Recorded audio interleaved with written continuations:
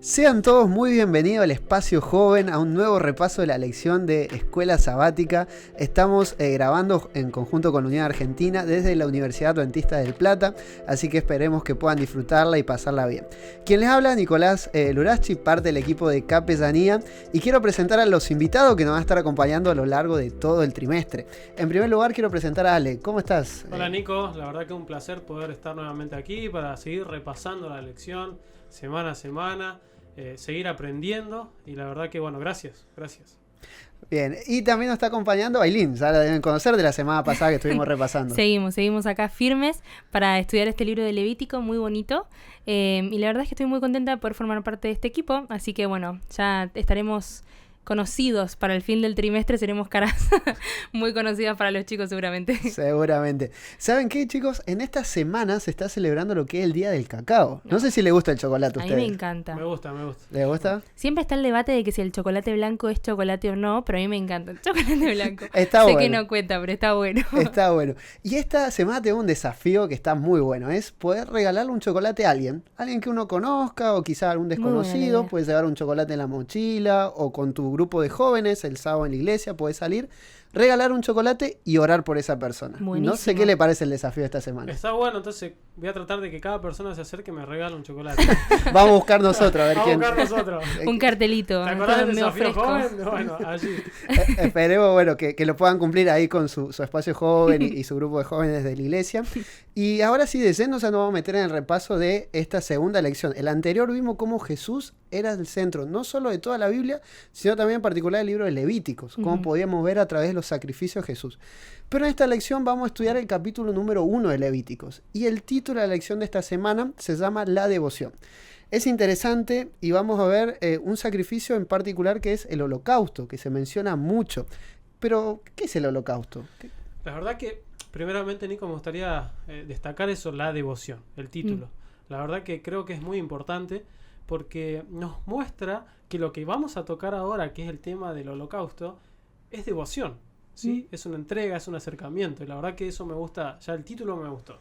Y bueno, el holocausto en sí es un compromiso con Dios, ¿sí? Sabemos que al estudiar la lección de la semana, al leer la Biblia, encontramos que el holocausto es un sacrificio, ¿sí? Pero en sí es un compromiso total con Dios. Seguramente vieron allí en la lección, ¿no? La palabra clave, la palabra hebrea, ¿sí? Que era olá, ¿sí? Que era un sacrificio que subía, que era como un aroma que subía hacia Dios, ¿sí? Se pueden imaginar así como un humo, podría decirse, ¿no? Pero la verdad que creo que está bien representado, ¿no? Sí. La palabra, que algo totalmente. Que asciende, ¿sí? Como una devoción nosotros para Dios.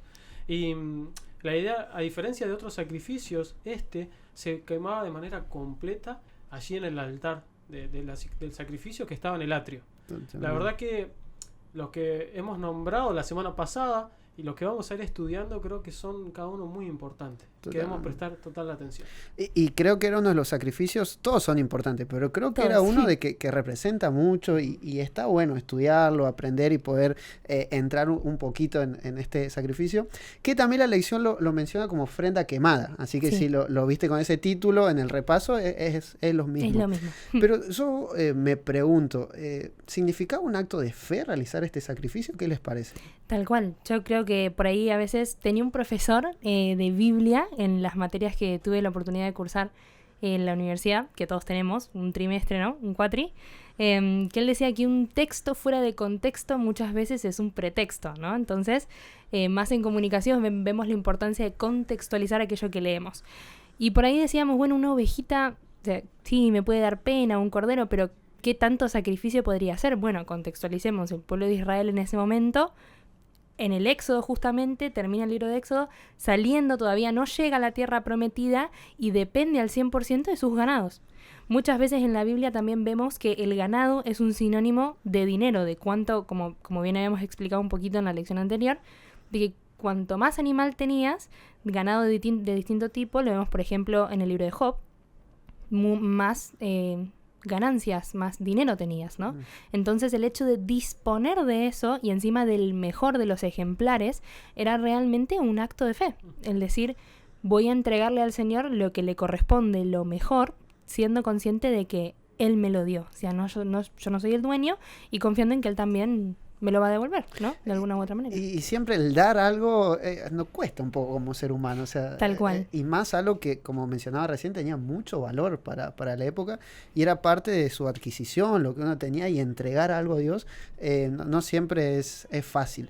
Pero creo que esta lección nos invita a eso, a poder entregar no solamente cosas a Dios, sino nuestra vida también a Dios, que es interesante.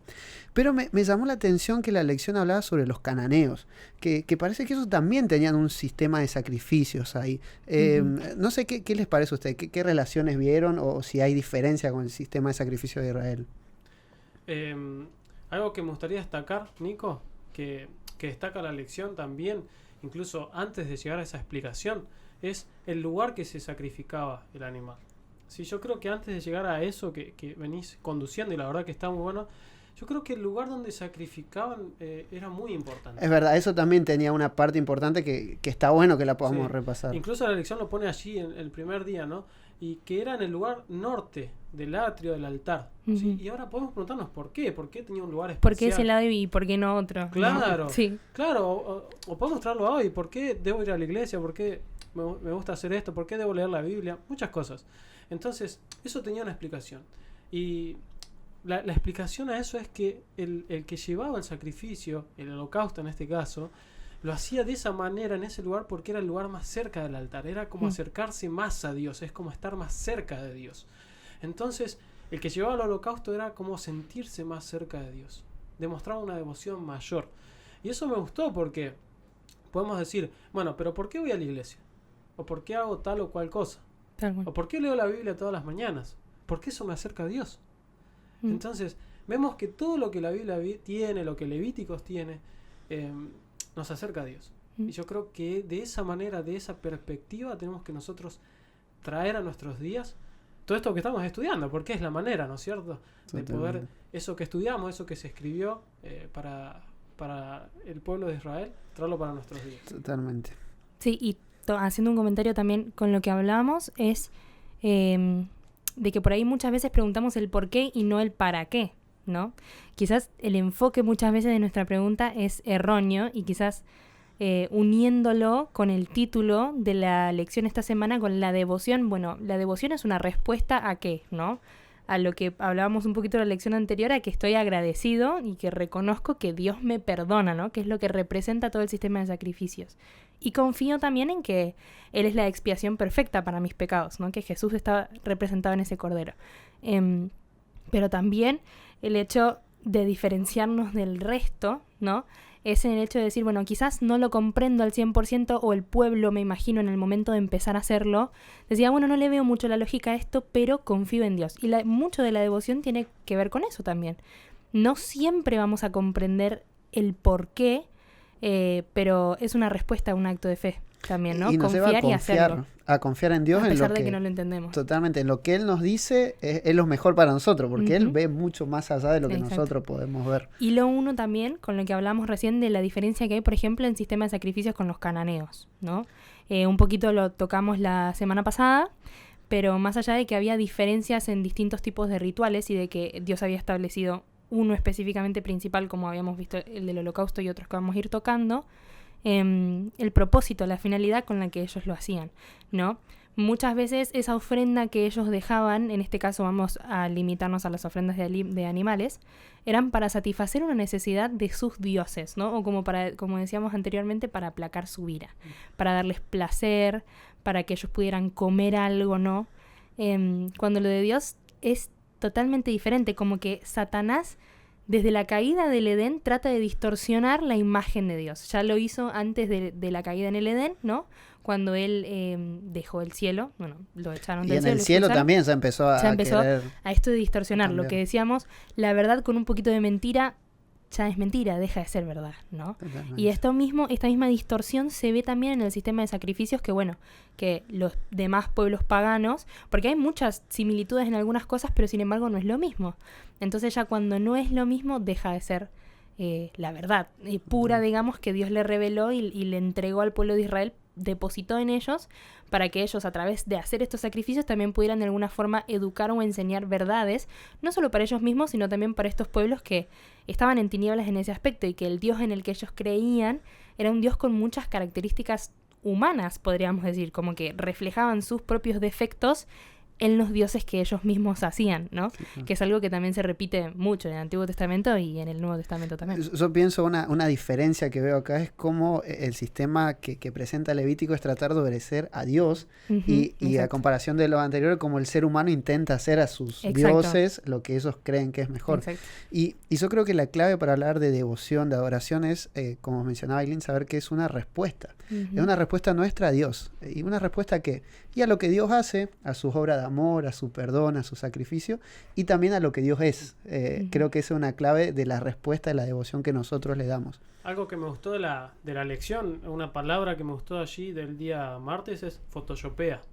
Mm. ¿Sí? Como Satanás actúa, hace esta distorsión, ¿sí? Como decíamos, esa verdad, mentira a medias, y después como que se lo lanza a Dios. Listo, ya está, yo hice mi tarea, confundí, y ahora la culpa es de Dios. Claro. Como que nosotros culpamos a Dios. Entonces, O como aquel persona que no conoce la verdad, o no conoce la verdad entera, por así decirlo, empieza a culpar a Dios. cae fácil en estos engaños, porque como Exactamente. mencionaba recién, si tiene un poco de mentira, y es mentira, no es la verdad completa.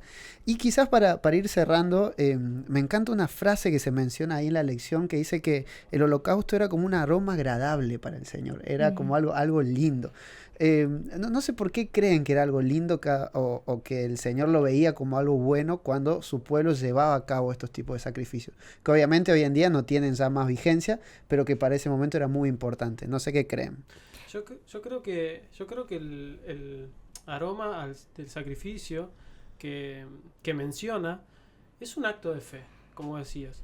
Era el creer, el sentir que Dios me acerca a Dios. El que eso me acerca a Dios, el que eso me hace bien, el que eso me pone en una mayor conexión con Dios.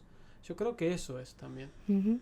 Yo también, para unirlo un poquito con lo que decíamos del Nuevo Testamento también, de que Jesús, hay un libro que quizás muchos conocemos que se llama Los 5 lenguajes del amor, ¿no?